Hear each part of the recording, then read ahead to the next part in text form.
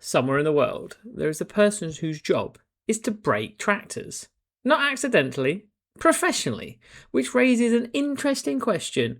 How many things do you have to destroy before it becomes a career?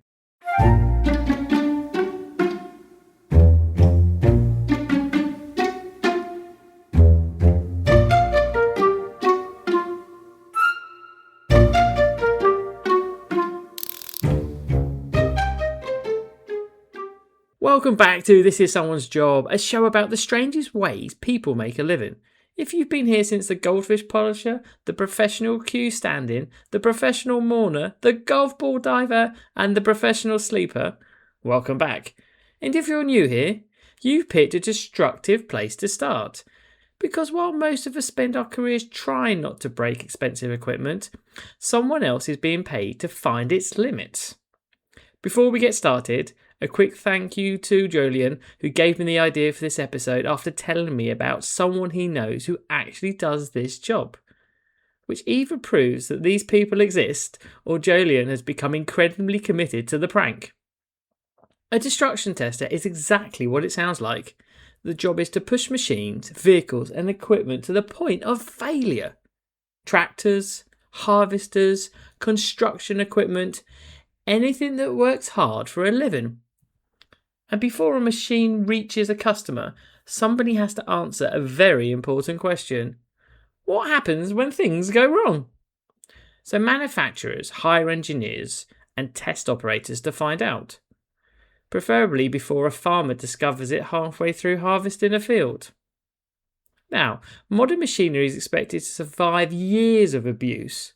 Mud, dust, rain, heat, cold, Jeremy Clarkson, which means somebody has to deliberately recreate all these conditions. Again, and again, and again. At some point, somebody looked at a brand new tractor worth more than a house and said, let's see what happens if we drive it through that.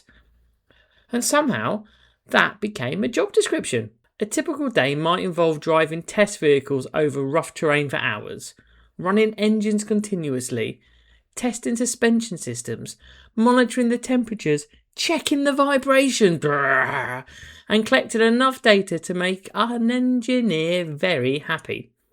Meanwhile, the machine is having what we can only be described as a very difficult day. Now, kit bags. You know I like talking about kit bags. Every profession has tools. Builders have hammers. Chefs have knives.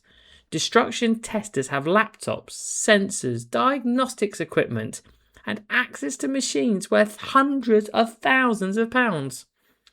Which is a level of trust I don't think I've ever been comfortable with. Imagine explaining your job at a dinner party. So what do you do? I test tractors. Oh, so you repair them? Oh, no. I break them. At which point the conversation usually becomes significantly more interesting. This might be the only profession where success and failure become slightly confusing. Because if nothing breaks, have you done your job? And if everything breaks, have you just gone too far? I imagine performance reviews involve sentences you don't hear in many offices. Excellent work this quarter. You completely destroyed 3 prototypes. As funny as it sounds, this work is incredibly important. Every fault discovered during testing is a problem fixed before the machine reaches a customer. Every breakdown in the test facility is one less breakdown in the middle of a field. So while most of us see a broken tractor, a destruction tester sees useful information. Maybe the strange part isn't the destruction tester exists. Maybe the strange part is that modern machines are so reliable because somebody spent months trying to destroy them. Somewhere behind every dependable machine, there's a person whose job was to make it fail. And that's the thing. No matter how strange a job sounds, there's probably someone out there doing it. Getting paid, paying taxes, explain it to their family at dinner. Maybe every strange profession starts the same way. Someone asking a question nobody else wanted to answer. Until eventually, the world decides, fine, we'll pay for it. And if by any chance you happen to have an unusual job yourself, or know someone whose career sounds completely made up, I'd genuinely love to hear about it. You can reach the show at This Is Someone's Job @gmail.com.